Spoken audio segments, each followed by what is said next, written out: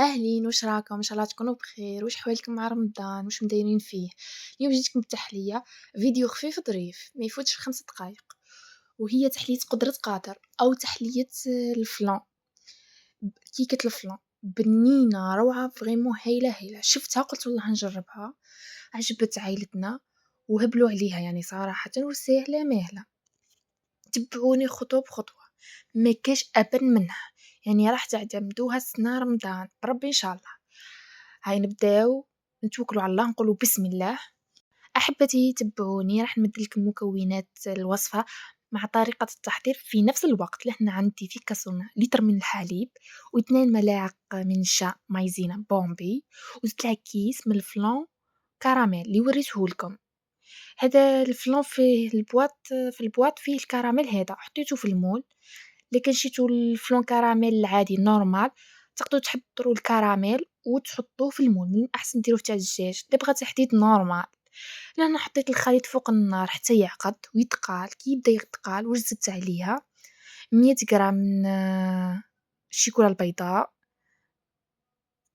قصتها نتش حتى تذوب ويتقال الخليط، وفرغتها في المول ونخليه يبرد حتى يتماسك، خلاه يولي كيما الفلان بارد، ونخليه يبرد برا مش في الثلاجة. شوفوا مادام قلنا كيكة الفلان لازم نحضروا فيها البسكويت تاني. انا خليتها تبرد مليح مليح. كي تبرد نبداو نحضروا في الكيك. نجيبوا لهنا اناء نحطوا حبه بيض، باش نزيدوا لها 2 ملاعق من السكر الكريستال العادي.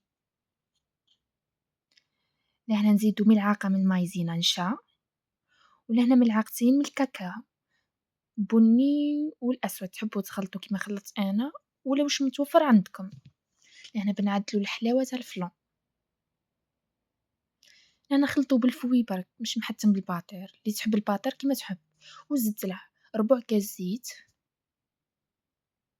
نباتي، ونخلط مليح حتى يتجانس الخليط. زدت لها نص كاس حليب،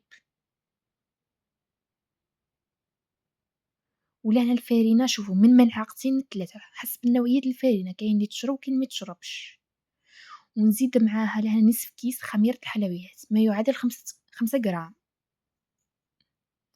ولهنا بما انه درنا الكيكه بالكاكاو، الكاكاو باه يخفف ما يجيناش ثقيل الكيك تاعنا. شوفوا هذه الكيكه تاع الفلان او واش يعيطوا لها قدره قادر، والله جات تحفه بنينه وماهيش حلوه ياسر. نتمنى يعني تجربوها وتعطوني رايكم بكل صراحه.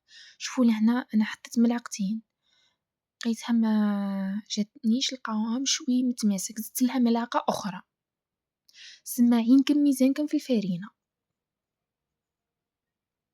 ولهنا مادام درت الكيكه بالكاكاو باه تجي خفيفه، وزدت لها ملعقه من الخل ونخلط كلش. شوفوا لهنا بعد ما برد الفلون تاعنا خلاه تماسك، خلاه.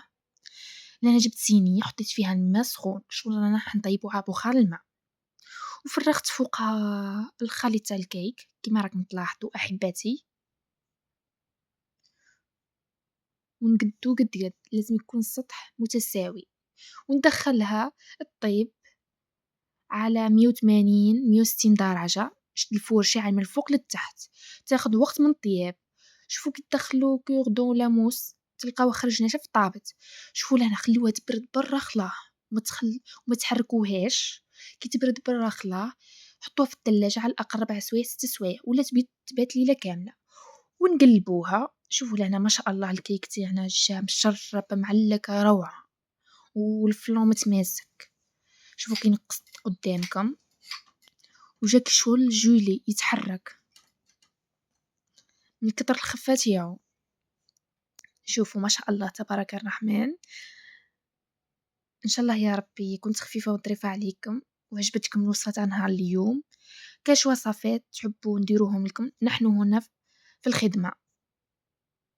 شوفوني هنا كي نقصت قدامكم كيفاه انا درت الديكور باش متوفر عندي. واحد البنة ما نحكي لكمش عليها، توب دو توب. جربوها. دمتم في رعاية الله وحفظه، والسلام عليكم.